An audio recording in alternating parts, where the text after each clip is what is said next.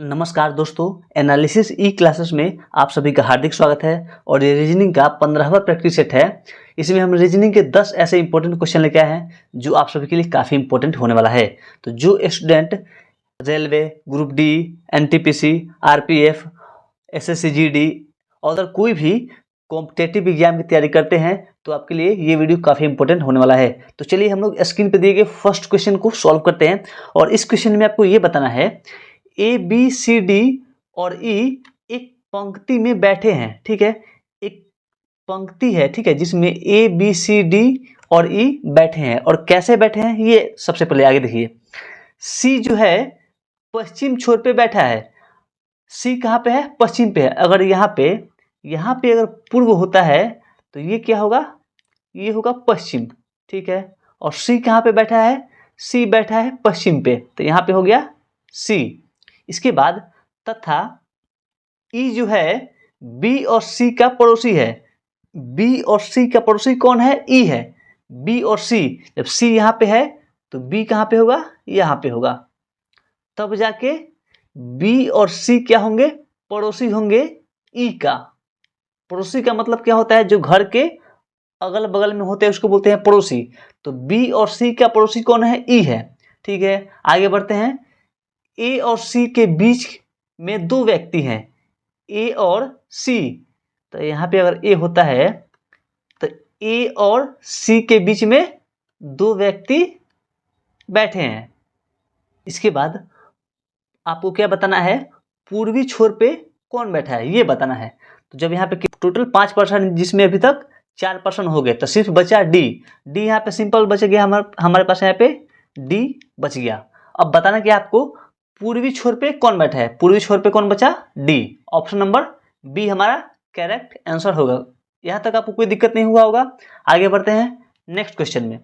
इस क्वेश्चन में आपको बताना है उस विकल्प का चयन कीजिए जो दी गई इकाइयों का सबसे अच्छा वर्णन करता है।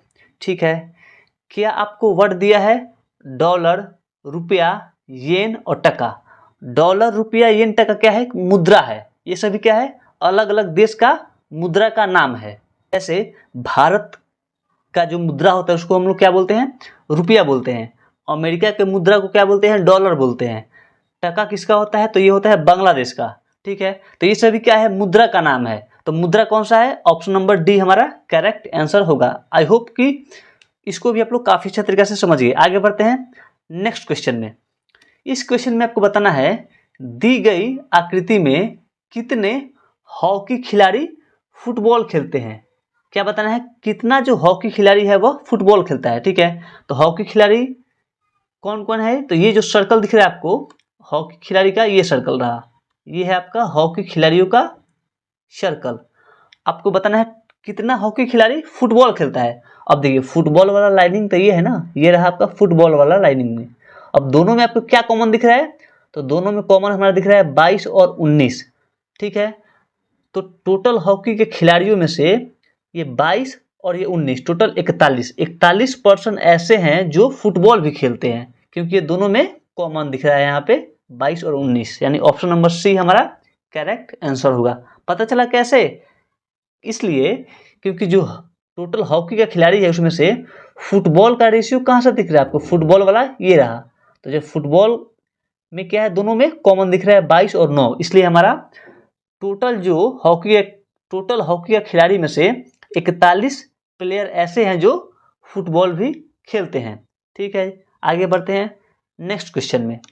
इसमें आपको बताना है दिए गए विकल्पों में से उस संख्या का चयन कीजिए जो निम्नलिखित सारणी में प्रश्नवाचक चिन्ह को प्रतिस्थापित कर सकती है। ये एक सारणी दिया गया है। इस सारणी में आपको बताना है कि जो प्रश्नवाचक चिन्ह बीच में है यहाँ पे कौन सा ऑप्शन में से फिल करेंगे। तो सबसे पहले यहाँ पे आप लोग लॉजिक लगाइए कि किस लॉजिक से यहाँ पे 16 हो रहा है और ये 25 हो रहा है। ऐसा करते हैं, इसको हम लोग एक बार मल्टीपल करते हैं। 20 गुने 12 कितना होता है? 240। यानी जब गुणा किए हैं तो गुणा करने पे तो हमारा 16 आ नहीं रहा है, तो यहाँ पे ये लॉजिक, मल्टीपल वाला लॉजिक काम नहीं करेगा। ठीक है, मल्टीपल वाला लॉजिक यहाँ पे काम नहीं करेगा।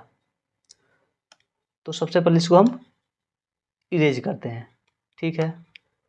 अब आते हैं दूसरे लॉजिक पे। ऐसा करते हैं, इसको एक बार ऐड कीजिए, 20 और 12, 20 और 12 को ऐड करेंगे तो कितना आएगा, ये होगा आपका 32, और 32 का एक बार आधा, 32 का आधा कितना, 16। ये लॉजिक हमारा यहाँ पे मैच कर रहा है। एक बार दोनों को साइड वाले को ऐड कर देंगे, 27 और 23 कितना, 50, और 50 का आधा कितना, 25, तो ये भी हमारा मैच कर गया। सेम उसी प्रकार 22 और 14 को ऐड करेंगे तो कितना होगा, ये होगा आपका 36, और 36 का आधा करेंगे तो कितना होगा, 18। 18 कौन सा है, ऑप्शन नंबर बी हमारा करेक्ट आंसर होगा। आगे बढ़ते हैं नेक्स्ट क्वेश्चन में। इस क्वेश्चन में आपको बताना है, दी गई श्रृंखला में प्रश्नवाचक चिन्ह के स्थान पर क्या लिखा जाएगा, ठीक है। एक सीक्वेंस दिया गया है, इस सीक्वेंस में आपको बताना है कि जहाँ पे जो प्रश्नवाचक चिन्ह है यहाँ पे क्या हम लोग फिल करेंगे इन सभी ऑप्शन में से। तो सबसे पहले देखिए कि किस सीक्वेंस से आगे बढ़ रहा है। जैसे यहाँ पे है m के साथ 13 का रिलेशन है, तो m 13, इसका मतलब ये है कि ABCD में m 13वें नंबर पे आता है, C 3 नंबर पे आता है, G 7 नंबर पे आता है, W 23 नंबर पे आता है। वैसे ही अल्फ़ाबेट का कौन सा ऐसा नंबर है जो 12 नंबर पे आता है, तो 12 नंबर पे कौन सा आता है, L आता है, तो हमारा L क्या होगा, करेक्ट आंसर होगा ऑप्शन नंबर A। कोई दिक्कत नहीं था, सिंपल सा क्वेश्चन था। आगे बढ़ते हैं नेक्स्ट क्वेश्चन में। इसमें आपको बताना है, प्रश्नवाचक चिन्ह को उस विकल्प से बदले जो पहले युग्म में प्रयुक्त तर्क के समान तर्क का अनुसरण करता है। यानी सिंपल सा आपको ये समझना है कि जिस तरह जो लॉजिक 10,017 में कौन सा ऐसा तरीका लगाएंगे, कौन सा ऐसा लॉजिक लगाएंगे जिससे 333 बन जाएगा, सेम वही लॉजिक 91,005 में लगाने पे हमारा यहाँ पे कौन सा ऑप्शन चारों में से होगा, ये आपको बताना है। तो ऐसा करते हैं, 10,017 क्या किसी नंबर का स्क्वायर है, तो ये किसी नंबर का स्क्वायर होता नहीं है, ना ही 333 किसी नंबर का स्क्वायर होता है, तो यहाँ पे स्क्वायर का तरीका काम नहीं करेगा, ठीक है। इसको हम पहले हटाते हैं।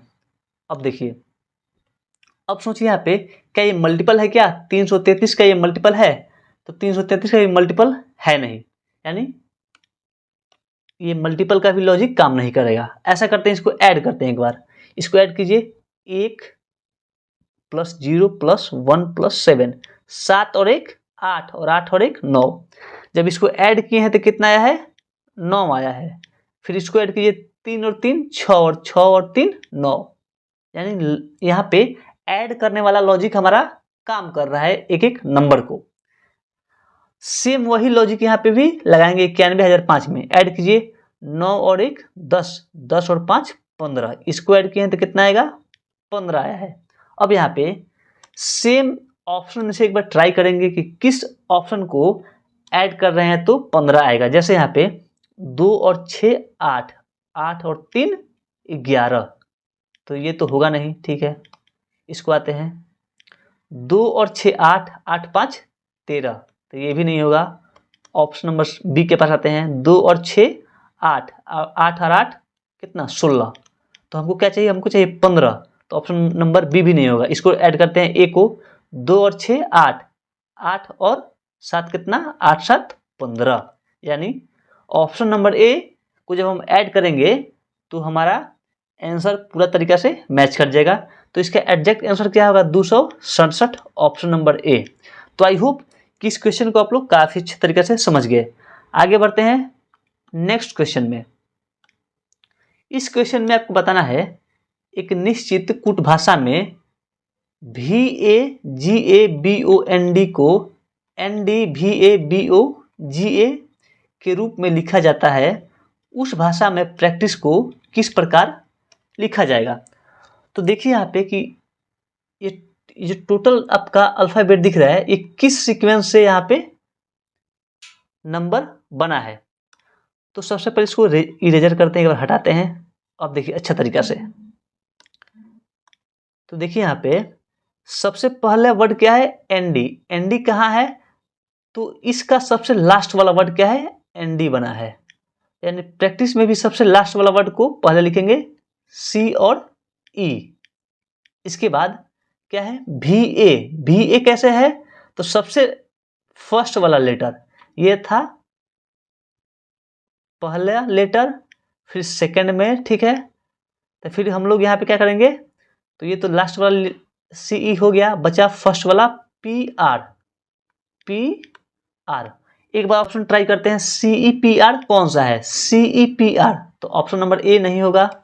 सी E P are, C E P are नहीं, यहाँ पे क्या है, आर पी है, तो ये भी ऑप्शन नहीं होगा। C E P R, option number C दिख रहा है, करेक्ट आंसर होगा। आगे बढ़ते हैं, सी ई ए टी है, ये भी नहीं, ऑप्शन डी भी नहीं होगा। हमारा ऑप्शन कौन सा होगा correct answer, option number C हमारा करेक्ट आंसर होगा।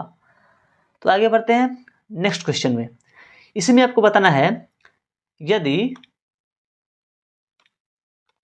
ए बी का पिता है, ठीक है, ए जो है, ए कौन है, बी का पिता है। पिता और पुत्र के बीच में हमेशा एक जनरेशन का गैपिंग होता है, यानी एक जनरेशन ऊपर होता है, कौन, पिता होता है, ठीक है। बी जो है, बी सी का पिता है। सी का पिता कौन है, बी है, यानी सी का जो पिता है वह कौन है, बी है।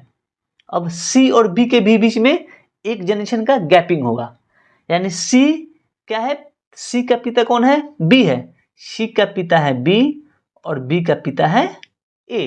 तो आपको बताना क्या है, सी ए से किस प्रकार संबंधित है।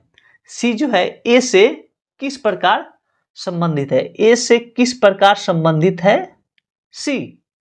तो सिंपल सा होगा, जब ये सी क्या है, सी का पिता बी है, बी का पिता ए है, तो यहाँ पे दादा पोता का यहाँ पे रिलेशन दिख रहा है, यहाँ पे कि ए कौन होगा, ए होगा दादा, सी कौन होगा, पोता होगा। तो हमारा मेल फीमेल तो करेक्ट नहीं हो पा रहा है, यानी पोता या पोती में से कोई भी ऑप्शन हो सकता है हमारा एग्जैक्ट आंसर, या तो पोता हो सकता है या तो पोती हो सकती है। ऑप्शन नंबर डी हमारा करेक्ट आंसर होगा। आगे बढ़ते हैं नेक्स्ट क्वेश्चन में। इस क्वेश्चन में आपको बताना है, यदि छात्र की कुल संख्या 120 है और छात्रों की संख्या सभी विषयों में समान रूप से वितरित की जाती है, ठीक है, तो कितने छात्र भाषाओं का अध्ययन करते हैं।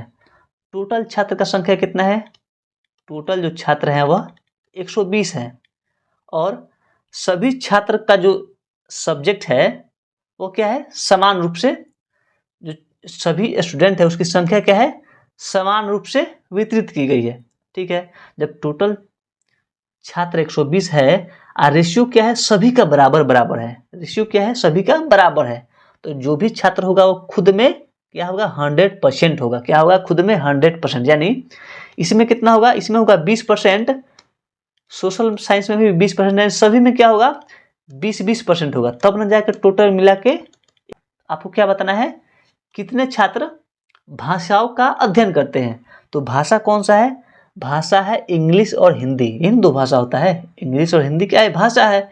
तो भाषा कितना हो गया, 20 और 20 कितना, 40, यानी 120 का क्या करेंगे, 40% यहाँ पे निकाल देंगे। तो 1 0 से 1 0, फिर 1 0 से 1 0, बचा क्या, 12 × 4 12 चौक 48, यानी भाषा का अध्ययन करने वाले टोटल छात्र कितने हैं, 48 है, option number B. I hope कि आप लोग इस क्वेश्चन को भी अच्छा तरीका से सीख गए। ये रहा आपका 10वां नंबर क्वेश्चन। तो इस क्वेश्चन का आप लोग खुद से सॉल्व कीजिए और इसके आंसर आप लोग कमेंट बॉक्स में जरूर कमेंट करें। तो आई होप कि अभी तक जितने भी क्वेश्चन आप सभी को बताए आप लोग काफ़ी अच्छा तरीका से सीख गए। तो ये वीडियो आपको कैसा लगा, अपनी राय हमें कमेंट बॉक्स में ज़रूर लिखें। अगर वीडियो आपको अच्छा लगे तो हमारे चैनल को भी सब्सक्राइब भी कीजिए, वीडियो को लाइक भी कीजिए और अपने दोस्तों में भी शेयर कीजिए। तो फिर मिलते हैं एक और नए वीडियो में, तब तक के लिए थैंक यू।